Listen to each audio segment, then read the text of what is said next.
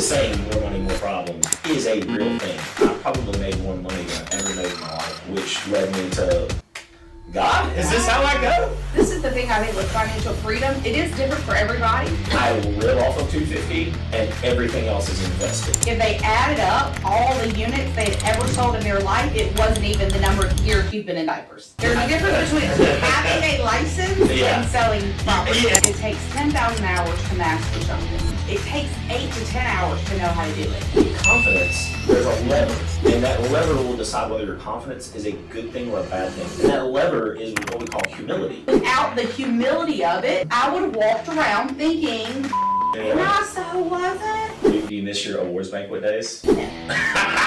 Welcome to Let's Go, the podcast where we want you to come along with us through our journey of growing businesses, coaching, consulting, and just general winning in life. Yeah. And winning in life looks a lot like failing forward. Most of the time. A lot of times. Yeah. Absolutely. Yeah. Absolutely. Speaking of winning in life, our company had our awards banquet last night, and that's always a super fun time. I do normally make fun of awards banquets in real estate, generally because there's a lot of participation trophies going on, but I am genuinely, the people who've been with us for a long time, it's absolutely insane some of the things that they accomplished. 65, 70 plus units, $15 plus $1 million. We had 3 people not including myself, so it'd be 4. Including me, we would have 4 people who sold over $13 million last year. And then when we compare our spreadsheet numbers, we don't log everything in the MLS.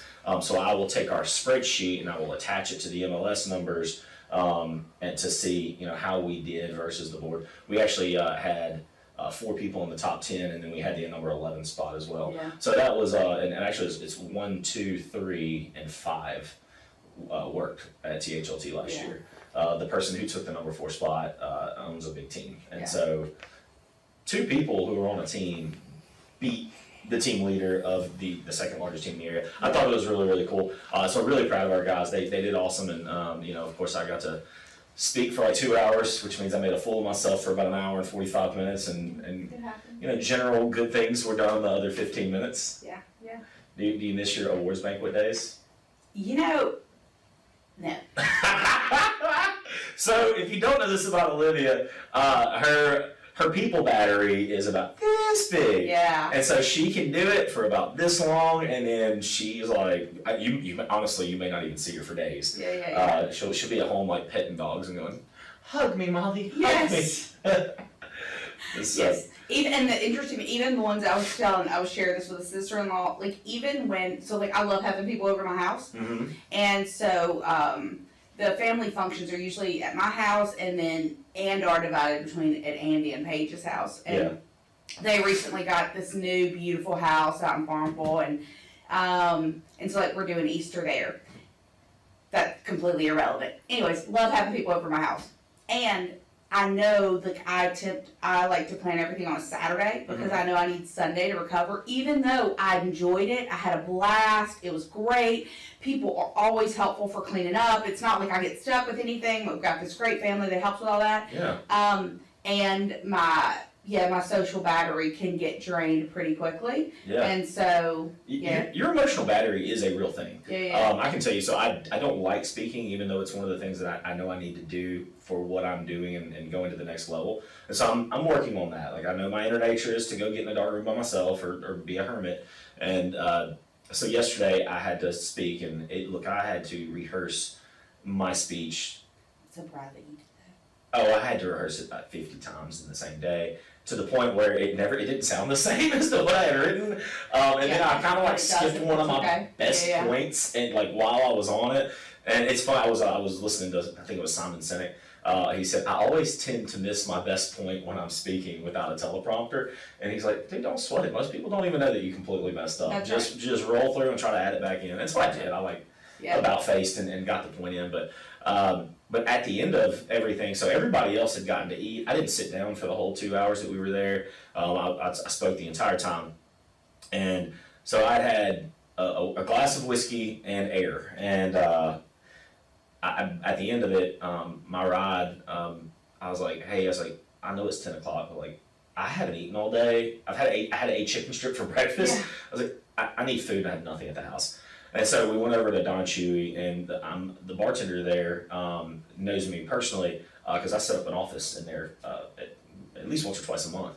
And she looked at me and she goes, "Are you okay?" And I was like, "Yeah, I'm fine. Well, I'm just tired." She's like, "You look exhausted." And then I went and looked at myself in the mirror, and I looked like I had aged 10 years. Yeah. And I totally felt better this morning after Right. because I went home like by 11, I was comatose in bed. And I stayed in bed till 7, which is a really long time for me. And I felt way better this morning. But yesterday, my emotional battery was just here. But I'm growing that battery. You got to use the battery to grow it. And so it's just like a muscle. Right. So anyway, hopefully as those videos will come out, and hopefully within the next week or two, and hopefully there was some gold in there that you guys will enjoy. Yeah, that's. Well, I'm sure there was. I know last year when I went to y'all's awards banquet, it was very impactful. Everybody really enjoyed it, and the cool part too, I do think that you do a great job of everybody's competitive, and yet it's there's a difference between competitive and competitive to the point that you can't like you're sabotaging other people, and y'all are very That's something competitive. I have Like to when tiptoe you around. win, they win. Yeah, I have to tiptoe around that. And everybody on your team, Amanda's great about that. Like, Oh yeah, well she's for her to been win, clear. somebody, Yeah. she's not gonna like, she wants Chris to win, and Chris wants you to win, and that's She very actually cool. wants Chris to beat her and take the Yeah. number 1 spot. And Chris would have. Chris was whipping Amanda's ass last year, and then Chris, he had a great first 3 quarters of the year, and then in the 4th quarter, I think his battery was drained, Mm-hmm. and so instead of taking a weekend off or going to take a week vacation and just hyper focusing on the recharge, he just kind of, I don't want to say the word half-assed it. That's not fair because Well, Chris you is a hard just, worker. you just, But he was not working at the level that he worked at for the first That's 3 quarters, and then so Amanda came in and got him by like 7 units.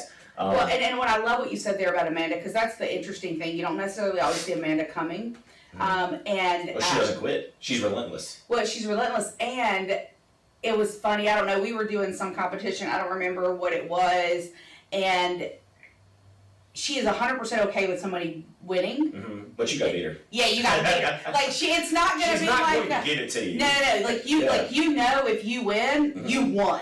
Oh yeah, no, she's there not. is no like, I just wanted to give him. No, Like, you won. like the parents playing like a board game, and, and they're like, "Oh, look, I didn't like." Just help their kid cheat so they can win. No, Amanda's like, "No, I want you to win, but you're gonna have to beat. you're gonna have to you're gonna have to step up your game. Yeah, she's a great competitor and team player at the same That's time. right. But it's also the thing that we have to tiptoe around is, I preach this indoctrination of just all in, whatever it takes, let's go. And that's polarizing behavior for some people because not everybody wants to make a ton of money. Not everybody's on a paper chase. Some people are after a purposeful life that is All in looks different to everybody. Right. What Some is people your are all all in in? about being a great parent or about spending quality time with their friends and family. And while I appreciate those things, I'm gonna be real honest. It's not what motivates me. Like going out to bars to me it's a complete waste of time. I see it as a waste of your life energy. Some people go, well, That's where at this stage of your life. well, I did it so much for the first 10 years of my That's adult right. life that I was like, Yeah. I never need to go back. Like, I know what that life's about. It's not for me. And I've been more successful having better and healthier behaviors. And I've got to say that, like, look, if your goal is to say, hey, Harrison, I want to make $60,000 a year. I don't want to work more than 30 to 35 hours a week. I don't want to ever miss one of my children's events. Well, let's make this the best $65,000 that That's right. you've ever made in your life, and let's make sure that we're giving great customer experience. That's right. Well, it's one of those. Okay, so you have this much time. Mhm. You want to make this much money. Great. How could we do that in this much time instead of this much time? Right. So it is playing all in. It's just everybody's all in is at a different level, and that's 100% okay. Yeah. Because it's about them built. It's what do they want their life to look like. And I think you do a really good job of challenging people too, because maybe they have a small financial thermostat because they thought that's all that they could do. Mhm. And But you they're- have systems to be able to show them how you could do more in the same or even less time. Yeah, there are people whose financial thermostat, they literally do not want to stretch. I'm like, Oh, yeah. wouldn't it be cool if? And no, we're good. And I'm like, and I don't compute that. And money's not everything. I'll tell you, the saying, more money, more problems, is a real thing. I probably made more money than I've ever made in my life last year. And I'll tell you that did not equate to a better life or more happiness. I just went and opened more businesses, took on more responsibility and stress, which led me to looking at my blood pressure 3 or 4 days ago going, God, is this how I go? Right? And that's where, it's always interesting. I love that's a corny country song, but money won't buy you happiness, but it'll buy me a boat. So there is a certain buy you a boat. Yeah, there is a certain level of money that will 100% make problems go away. 100%. Oh yeah, no. Now, then for sure. From there, your life problems change. That's right. Well, and from there, because when you're not having to worry about, is my electricity going to be paid? Is this, I tell the story back in the day, whenever, I used to think that when you needed to pay your electricity bill, they would send you a yellow letter. Like they'll give you a warning before they turn it off. Yeah. And so, so that's the difference. Like when you get to, so there is a point where, okay, I need to make this much money because some of those stressors leave. Now, again, so I do think when people go, money doesn't buy happiness, I'm like, that's kind of a lie that people tell. Now, does the difference between this much money and that much money change things that much, right? But once you can get okay, this is the level, this is where I don't have to worry about X, Y, Z. After that, I do 100% think that there's a level in which it can definitely, everything can bring its own set of problems and challenges. For sure. And then you learning to deal with those. And I'm still learning that one. I'm on a permanent payment plan, That's baby. right. I just started stroking them checks every month. I don't even know what I owe y'all at this point. I don't even care. Yeah. Here's a few mortgages. Yeah. So the level of money, and I've heard wealthy people talk about kind of their journey with money and where life freedom really started to happen. Because I thought when I made 6 figures, because that's everybody, right? Because you've been a recruiter before, and so what is the number one when you say, hey, what is your money goal? 99 times out of 100, not 9 times out of 10, 99 times out of 100. What do they say? $100,000. $100,000. It's like this crazy number. So interesting enough, it's this crazy number, and then the second number that I always hear. You have, the people say they're starting a business, they're starting to enter something, they're like, I want to make $100,000. They have no idea what that means or where they want to spend it or anything like that, but they want to make $100,000. It's just a number that somebody threw out there, right? And it's just that elusive 6 figures. Yes, and then the next, now somebody starts making that kind of money, then the next number, I want to make $1 million. Why? We skipped so far. That's right. And when it's interesting, when I say why, I don't mean it like it's not important. I don't mean it that way. And yet, a lot of times people, I was talking to a brother of mine that does make that kind of money, and I was talking to him about it, and it was like, where is the... Oh, we were talking about another family member, and I was like, we think about this. I said, but if you're not careful, you can just keep accumulating bills. And I don't mean like what you're talking about where you're investing. I just mean more bills. Oh, well, yeah, I mean, a lot of people that have very high income levels, because they've out-earned their stupidity for the meantime, that's right, will just go collect nice new things. I've done that in the past. It was about 4 years ago, and I looked around, and I was like, I have 5 new cars in my driveway. Now, let me be clear about something. Two of them were, one was my daughter's, one's my ex-wife's, and then I had a work truck, which was a very nice truck. Yeah, you just leave it right. You had a bunch of vehicles. Okay, a bunch of vehicles, some of them belong to other people. So and so all that said, and then I was just looking around and I was like, what am I doing? Yeah. Like, this is so dumb. I cannot believe I put myself in this situation. And so I immediately went into a debt snowball. So if you know me, I don't like to carry debt, but I fell into that trap of we're making money, we're not managing the money correctly, and I'm just going to go like, oh, it's a note. Anybody will finance me for anything. So I just went and picked up a bunch of notes. And you don't realize, and then when money gets tight or something doesn't happen or you have the realization. So, and that's the the difference. Oh, we were talking about like the 100,000 and the million, and I was like, we were acting like somebody that like. Anyways, where we were going with that, I was like, okay, at $200,000, you realize, and we did like how much that is per month. I'm like, you realize that's a pretty badass life. You can pretty much do like everything that you want. But that's not so. That isn't the number where I felt financial freedom though. Well, no, when the interesting, but this is the thing I think with financial freedom, it is different for everybody.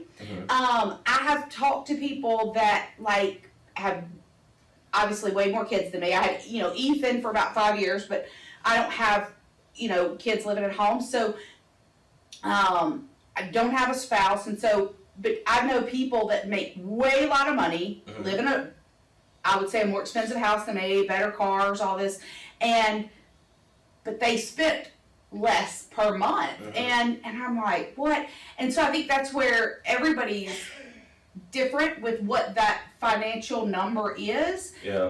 But I think going back to what you said with Dave Ramsey, or it was a Dave Ramsey quote, you can out earn your financial illiteracy. And he calls it your financial stupidity. In his book, he does say financial literacy. And so I did, so like in 2019, I went on a big journey because it didn't matter how much money I made, I would spend it all. And interesting enough, I wasn't even spending it on like me. I bought a niece a car. I paid her cell phone bill. I did this for my mom. I did this. And you look up and you're like, oh my gosh, like I don't have anything like to show for it. I haven't.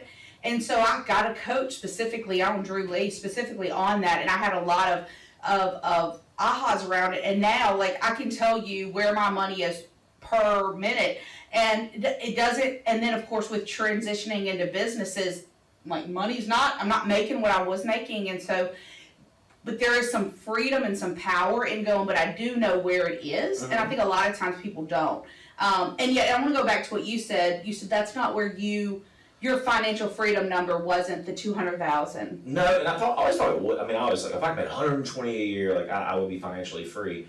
And that wasn't the case. A lot of it just depends on how much do you owe. Like, are you actually? And that's the other thing is, are you earning 120? Are you profiting? Right? Because I think a lot of times business owners like also fall into that. Net. Yeah, because like I've had grosses where like woo, and then you look at like what I actually made, and like I could have got an hourly job and made more than that. Yeah, no, for sure. No, it was. The first time I thought I was feeling financial freedom was around 250, and then after a few years and growing the businesses bigger, and then seeing your financial liabilities, like because we don't make money every month. Like yes, we have a huge gross. I mean, hell, we probably all the companies together probably bring in $10 million a year, if not more, and the net is this big, right? But there are months where we lose, and so you have to. You can't spend the money you make all the time. You got to keep a big reserve, and you got to keep an emergency fund. And so I didn't feel a lot of freedom at 250. It is when I hit 500. That is when I went, my life is completely different, because what happens is I live off of 250 and everything else is invested. And that's why my investment portfolio skyrocketed, and it continues to do so, is because we live off 250. We invest 250. And honestly, even if my income went up tremendously, I would still live, like, my life is extremely comfortable on that. Like, I can take my daughter and my son to vacation. They have great Christmases. They're going to be financially taken care of, and we're investing. We're creating legacy wealth. And that's the cool part, is it's a different number for everybody, and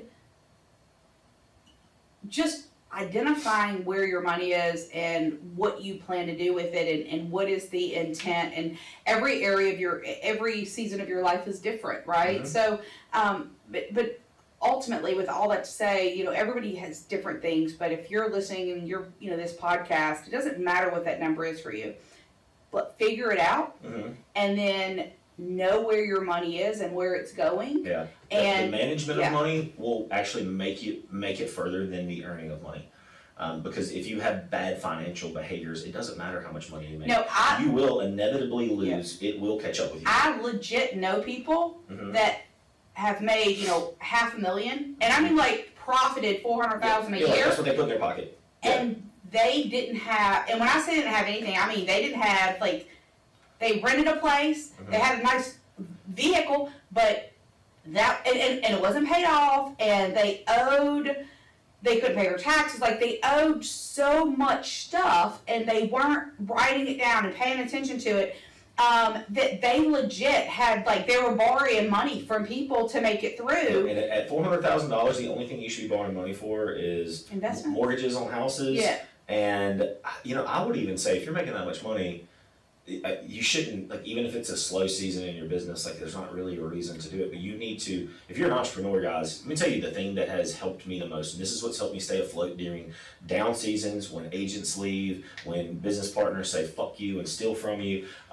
like, the thing that keeps me in the green at all times is that we don't live on what we make. We, financially live 4 or 5 steps below our means, and that feels weird to say, and it's the truth. We do not live by what we make. That's right. We have a plan for our money, and everything above that goes to something that is going to grow us. Well, and if you have it, so there's a couple books. I know y'all are doing the Dave Ramsey course here. Read Dave Ramsey's books, go through his courses, and there's also a book called Profit First. And that's a pretty amazing book, and mainly the piece of going, okay, this is how much I'm paying myself. Mm-hmm. This is how much this is my taxes. This is my savings. This is my, okay, now I pay my bills. Mm-hmm. And when you do that, there may be some bills, some months, let's say that you're just starting out or you're going through a financial hard time, there are gonna be some people that don't get paid.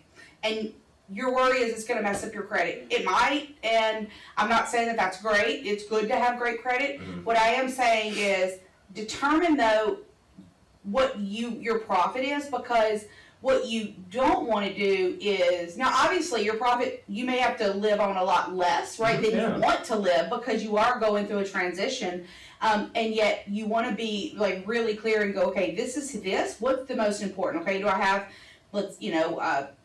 whether, can I eat this month? Can I, pay Pretty my, high on the list. yeah, can I eat this month? Now, it may be that during this season of your life, you don't eat out. Are you only going to eat out once this month or once a week or whatever?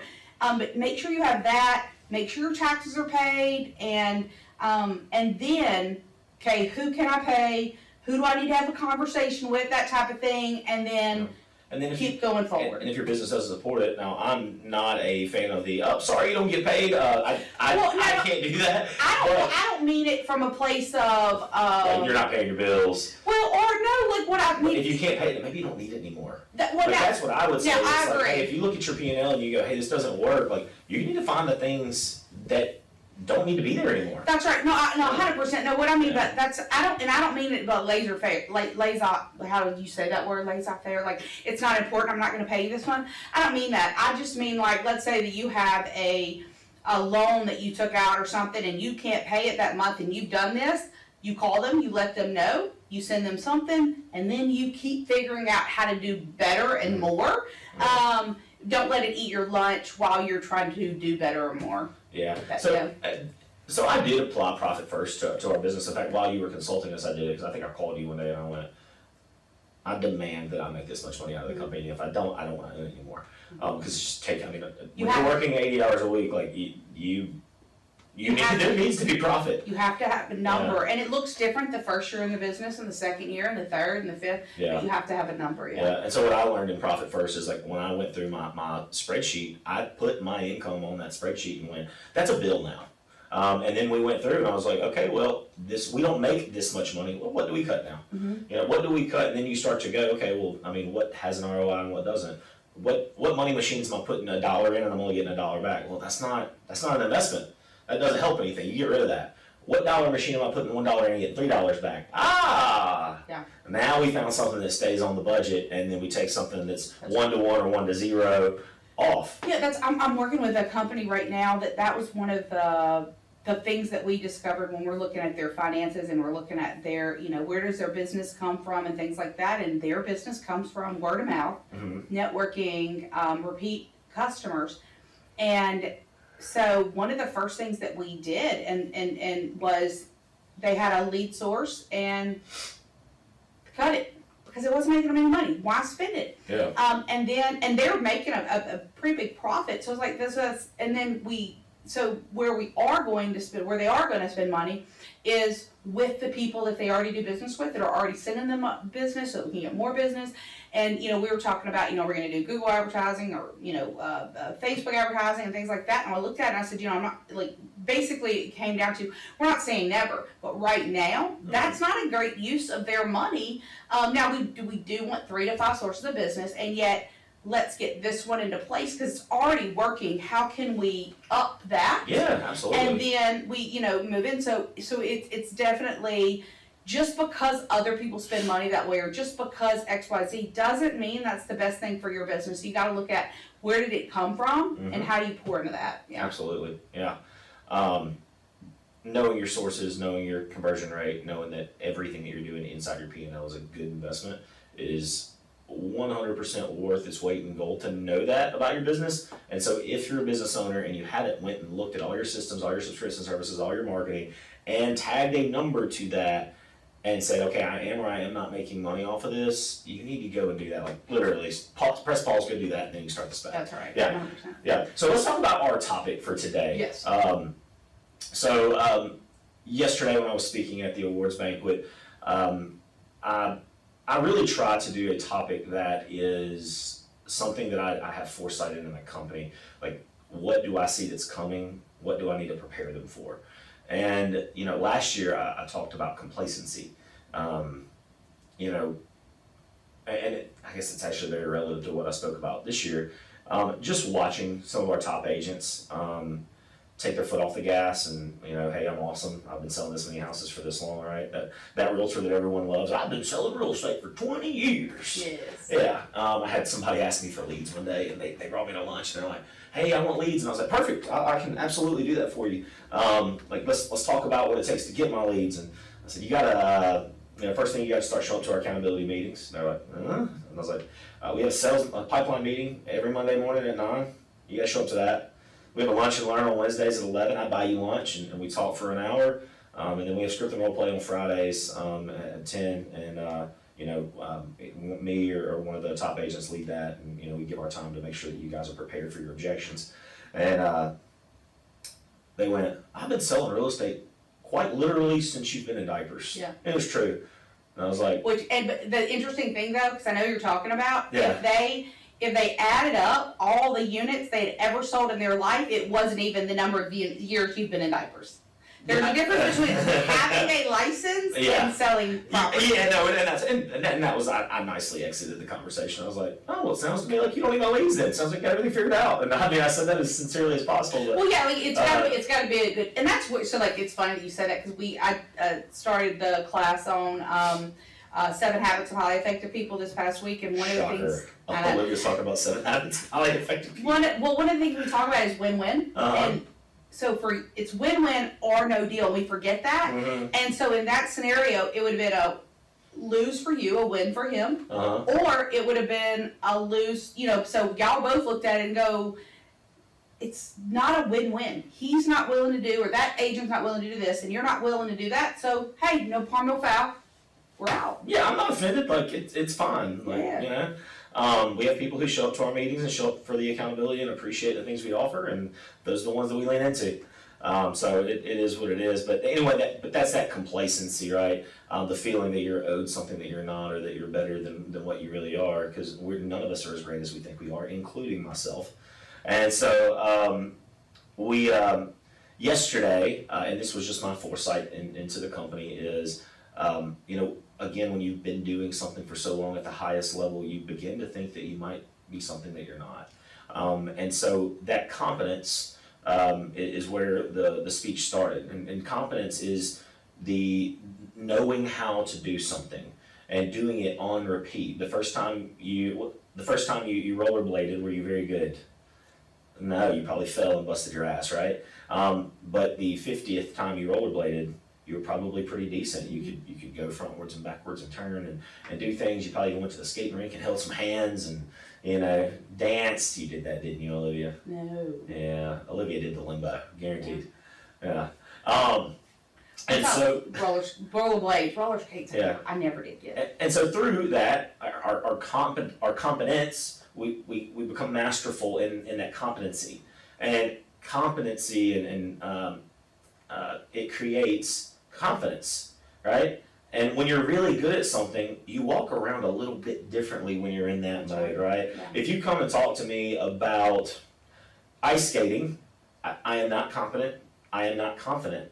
And you won't see me perk up and be super excited about it. But Olivia, if you come and talk to me about money management or starting a business or selling real estate, you'll notice some things about me. I stand just a little taller, my chest pokes out just a little bit more, I walk with a little bit more of a swagger because I know that I am in mastery. Well, in a few of those things, competence on the mastery in a few. Well, and I'll say this is the interesting thing about competence and confidence and things. So they say it takes 10,000 hours to master something. Mm-hmm. It takes 8 to 10 hours to know how to do it. So often people think they're in mastery. Mm-hmm. They really only spend the 8 to 10 hours, so they know how to do it. I always use the example of whenever I decided to learn how to play guitar, and I didn't do it for very long, but at 8 to 10 hours, I knew how to hold, a practice. I knew how to hold it, I could hit a chord. Yeah. Or when I learned how to juggle. So I get single focused on things, and one night I was in high school and my brother knew how to juggle, and I got really into it, and I stayed up 24 hours to learn how to juggle. The challenge is I learned how to juggle this hand, you have to learn 2 and then you put it together. Okay.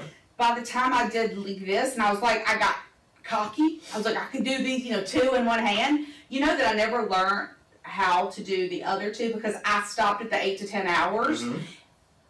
So there is a difference, and so I think everybody has to look and go, wait a minute, am I actually acting like I'm competent in this when really I've just spent the 8 to 10 hours, I know how to do it, I'm not competent yet. Mm-hmm. I'll see this with people that just started a business and maybe they've had some success or and they're like, nobody else can do it like me. I'm like, you weren't doing this 3 months ago. Yeah. You have to come from a place of, I know how to do it now. But it's the 8 to 10 hours versus the 10,000 hours of mastery. Yeah, absolutely. And so just don't be fooled when whether you're in competency or whether you're in mastery. But we move on to that confidence, right? That thing that makes you stand a little taller and makes you walk a little bit different. And the next, inside of the confidence, there's a lever. And that lever will decide whether your confidence is a good thing or a bad thing. Because you see, confidence is a superpower. There's actually not a lot of confident people on the planet, I've come to find. And you can be confident in one thing and not confident in others. Absolutely, yeah. And so in the confidence realm, if there's okay, sorry, let me backtrack here a little bit. There's this lever, and whether that lever is up or down will depend on what your responses and reactions are to circumstances. And that lever is what we call humility, the act of being humble. And so I'll give you some examples. And here's that point I missed yesterday. This is a sentence that I came up with that I was so excited about, and then I just completely forgot about it. But it was that in both compliment and criticism, oh my gosh, where's my phone at? It's way over there. I don't want to get it. In both compliment and criticism, humility answers with grace. Mm-hmm. However, in a lack of humility, ego will answer both. And edging God out, edging good out, however you want to say that. Yeah. And so some real life examples that I used last night for the company was, let's talk about compliment. So without humility, when someone gives you a compliment, hey Harrison, you're awesome. Well, I know, I'm the Harrison Lilly, like you hadn't seen the fucking sign, right? Like that is an answer, that's confidence with no humility. But let me turn that lever on for a second. Hey Harrison, you're awesome. Wow, thank you so much for saying that to me. Thank you for giving me your time and then uplifting me. I really appreciate that. Thank you. Right? The responses are totally different, and it's just one lever, either up or down. And always paying attention to, so one of the favorite stories I have of me doing that is I taught I was teaching a class, and it was about the DISC class, about learning people's behavioral styles. And so I taught this class, and it was went really well. we all go to lunch afterwards, and a lady that had been working the front desk was sitting beside me, and she's an amazing realtor now, and she was sitting beside me, and she said, "I'm really glad that you taught that class." I about tore my arm off, patting myself on my back, like, yeah, because I'm good at teaching and whatever. Well, then her next line, I was like, oh, she goes, "Because I didn't think that you liked me." Now, this is somebody that it's really hard not to like. Like, she's bubbly and she's nice to you, and I was thinking, oh my gosh, like, here I am beating myself on the back because I think that I'm all this, and really, she was saying something else, and thankfully, I was able to yank my ego back a little bit, and I was telling her about that, and she said, well, every day you walk into the office, and I say, hey, and and you turn and go to your office. Part of my behavioral style is I kind of, if I'm not really paying attention, I don't, as much as I talk, I don't talk. Like, so I'll go in and I'm like on a mission. Yeah. And and I'm like, hey, I said, yeah, hey to you yesterday. I don't think we need to say hey every day, and he just does it. And I just wasn't aware of how I was coming across to other people. And so in that moment, I realized, like, basically every day I was walking into that office, and I'm sure I nodded my head or something, and yet what she was receiving was, I don't like you. And then every day, then it became in her mind, and how I was acting from what her behavioral style was. She felt like you were being very humble. No, well, and I was kind of almost to the point where, like, I was walking by her and going by her and going over there and saying, like, you're not worthy of me. Mm-hmm. And I'm going, that is the last. I wouldn't think that about anybody, especially you. Like, what? And so, so it's interesting how even knowing ourselves and knowing how we interact with people, and again, in that moment, that was a great learning opportunity for me, because I started talking to other people and realizing I was showing up that way to other people as well, or like my friends. They were like, oh yeah, you're like that. I'm like, what? And they're like, oh yeah, you'll text, I'll text you something or whatever, and there'll be this, paragraph, and I'll get back, okay, or LOL, and I'm like, well, I really did, it was funny, and they're like, she didn't convey that at all, and I'm like, I'm sorry. So, but without the humility of it, mm-hmm. I would have walked around thinking that I was in mastery, and I so wasn't. Yeah. Or I was on my path, right? I think mastery is not achievable. It's you're always on the path, and yet I really was just in the 8 to 10 hours. Yeah. And thankfully, my ego hadn't got out of the point where I just thought, she didn't know what she's talking about. I was like, no, oh gosh. Yeah. That's how I'm behaving. So that's the big piece of, I think, the humility and flipping that switch to really ask and listen to what they're saying and paying attention, because just because it may even appear that we're good at something or we believe that, what are we missing in that? Yeah, absolutely. And then there's confidence and criticism, right? Because remember, humility answers with grace, but ego does not. Mm-hmm. And so if you were to come to me and say, Harrison, you did something wrong. Well, without humility, your natural human inside of you immediately goes into fight or flight, and then likely into victim. And so when they don't know what they're talking about. That's right. I'm the best there is. That's right. I'm the best. No, you don't know what you're talking about. You're an idiot. This is your fault. Why do I pay these damn splits if somebody else is going to mess up, right? But if you turn that humility lever on, right, the Harrison, you messed up sounds a lot like, oh my gosh, I am so sorry. You're like, hey, can you and I get together and talk about this? Because I'd like to know where my DNA is here, and then I'd like for you and I to make a plan so that this never happens again. Yeah. And that is working in teamwork and understanding that you are nothing alone, and you need your team to win. And go ahead. 7 Habits of Highly Effective People talks about synergy. Mm-hmm. If I have a thought and you have a thought, and we share that thought, it's not 1 + 1 = 2. No. It's going to be like 1 + 1 = 11, 22. Yeah. And then when you bring in another person, they have another perspective, and we're from different backgrounds, and we're from different social standings and races, and all of those things come into a apart and you have something way better. This is kind of a joke, but I thought it was, it is a joke, but the comedian said it, I may butcher it, but he talked about, why do you think that the United States, like, we dominate the Olympics and everything? Because we have people from all the other countries. We have people from,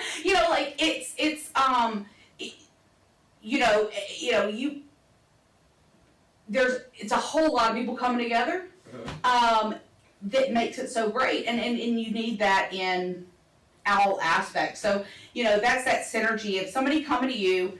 I had somebody, matter of fact, we won't go into the whole bit, but, you and I had a conversation. There was somebody that was extremely fond of me, or just the interactions. And in my natural, I want to go,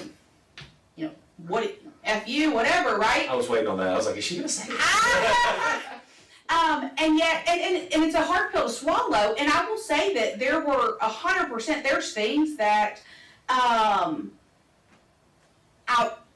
won't take responsibility for because I don't think it was on me, but there is 100% of things that I could take responsibility for, and then looking at that and going, oh my gosh, like, I actually, needed to hear that, and this will actually, I was actually showing up because of this and that or this, and anyway, so it's even from somebody that, there's a lesson to be learned in everything, and you can take, you don't have to take everything, because it's not a great idea to take everything from everybody, but there are certain things that you can look at and go, you know what, that actually was a blessing in disguise because it did X, Y, Z, or, there was some DNA in that. How do you, where do I go from here type thing? So it's always, so I think that's the coolest part is, and not to take it on from like, I was not from a bad or good, because I think that's where we get into the judgment and the shame, and Brene Brown talks a lot about the shame versus guilt, and, but when you get into it and you think about, there's a learning opportunity here. I think that's where the humility is of going like,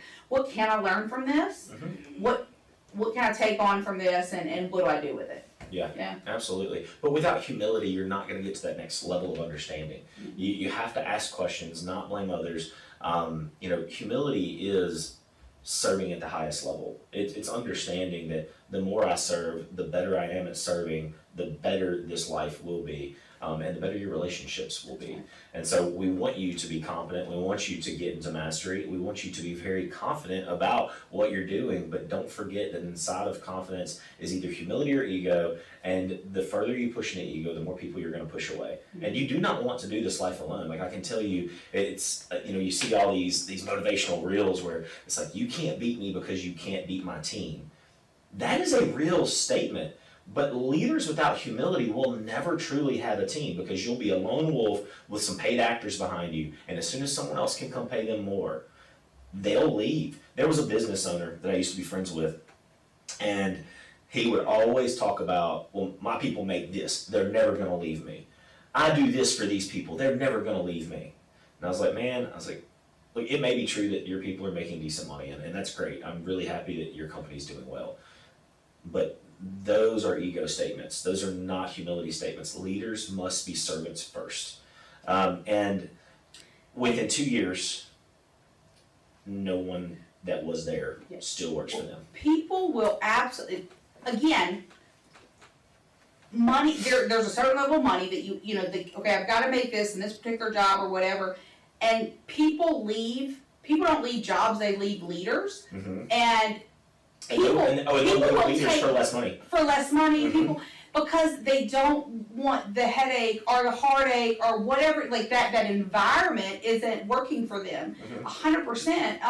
And heck, you look at entrepreneurs all the time. What's it's kind of a goofy saying, and it's true. Like, we'll spend 80 hours a week hoping we get paid instead of spending, getting paid by somebody 40 hours a week, right? Yeah, no, it's true. Yeah, so there is, but yeah, it's 100%, like, where's that humility? The moment, and probably every time in my life, and this is just telling on for me, but every time in my life I get really confident about something, and it's probably more so the confident, but like, and not realizing that I've edged maybe into cocky or whatever, that's typically when something comes along and blindsides me, and you go, I did this to myself. uh-huh. Yeah, no, and I mean, that is what confidence with a lack of humility will do. Like, you will be blind thinking that you're awesome.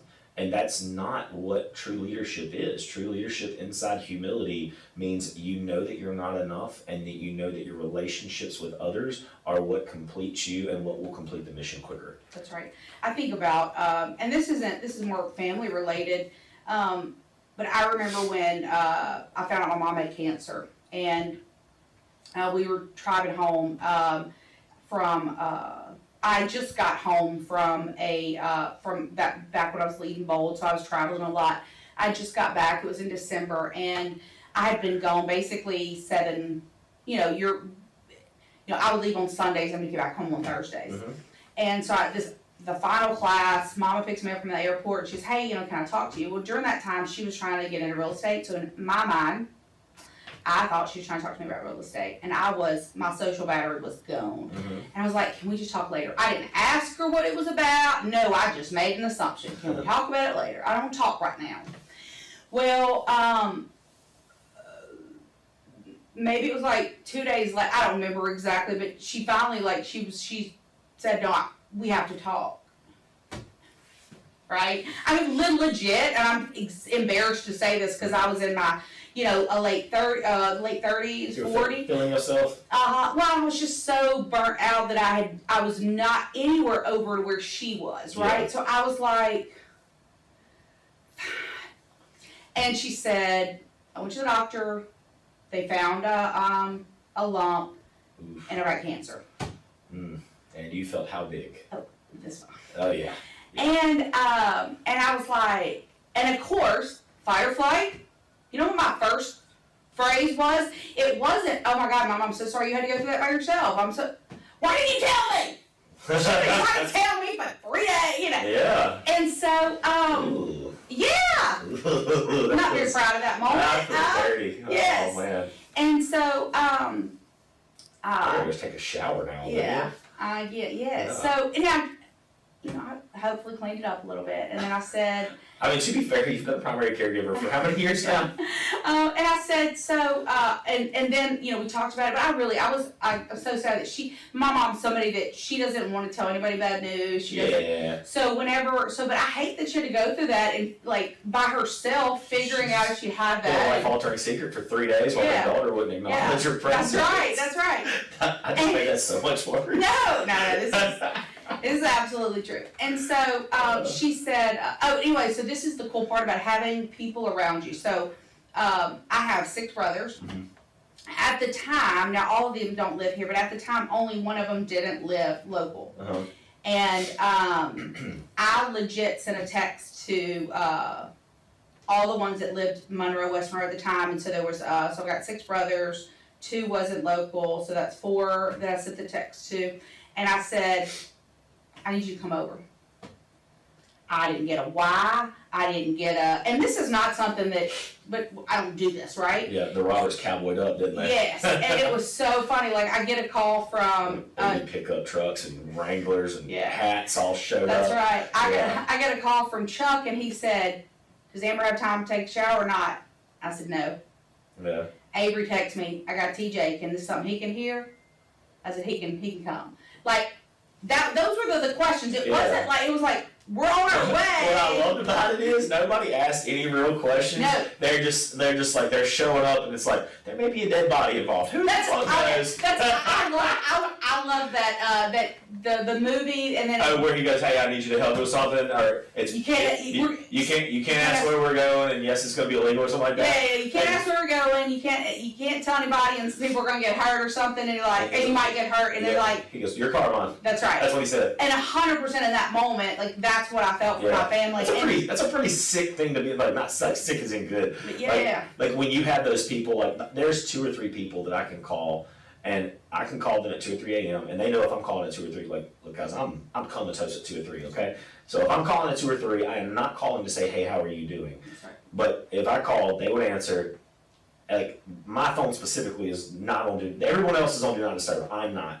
And if I called them and said, hey, shit's going down, I need you, there would be zero questions. They'd be at my house within 5 minutes, ready to roll on whatever the situation That's is. right, and it's such a powerful place. And this is the interesting thing now. And I would say that my family's fairly close, and at the same time, it's not that we don't talk every day or every week but I know no matter what, like they got my back. And matter of fact, it came out. Last week I was. Friday, and I was supposed to go take my mom to MD Anderson on Monday, and my social battery was done. And so I messaged. I don't complain, and I attempt to not like vent. But if I'm going to, I will tell people, look, I'm venting. This isn't, And so I texted my sister-in-law something, and I was like, this is nothing to fix. Like, I already fixed it, but I'm kind of pissy. Well, yeah, I gotta mention to somebody. Yeah, I just need to get it out. And so I texted her, and she's like, I'm sorry that happened to you. And I'm like, okay. And then I was done. Thank you for And your then- very PC generic answer. Yeah, well, that's all I needed. You need acknowledgement. Yeah. Like, okay. she could have given me a thumbs up, but I just needed to and somebody that understood that I just need to say it and I'm done with it. Right. And then I texted another brother and I was like, look, this is how I'm feeling. I said, I know it's not real. And I don't want to go to Houston. Like that's, with mama, but I don't want her to feel like nobody wants to have to go somewhere like She doesn't want to put you in a bad position. She doesn't. Because Miss Ann, mother cares about people more than she cares about bringing her next breath. That's right. So if she thought that she was putting you in a bad position, then she would feel bad. That's right. And there's not she didn't pick this. That's right. Well, and she still drives, but we don't feel comfortable with her driving all the way to Houston by herself and everything. And She can still legally drive. Mhm. Okay. Huh. Yeah, we've even asked her doctors, like, are you sure? And so there's no, so like we're saying like we don't want you to do that by yourself.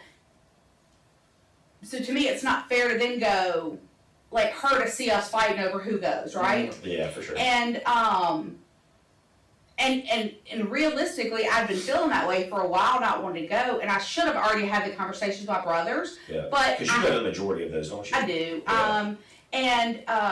But they're very much like they. Oh yeah, they're definitely there, but there's And- something like she's got a lot of boys and one girl, Mhm. and so there's for the mother. There's some. Yeah. I just. Yeah.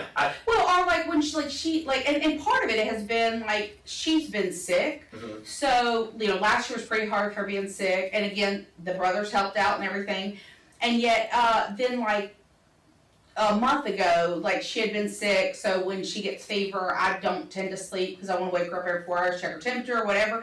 And so there was just a lot, and but at the same time, I don't want her to feel a certain way. Well, instead of having that conversation with them before, because sometimes I'm very stubborn. I'm like, I'll just power through, it'll be fine. Mm-hmm. And so I sent that text to him, and I was like, should I just reach out to everybody and say, hey, I need somebody to step up, or blah, blah, blah. And this is the cool part.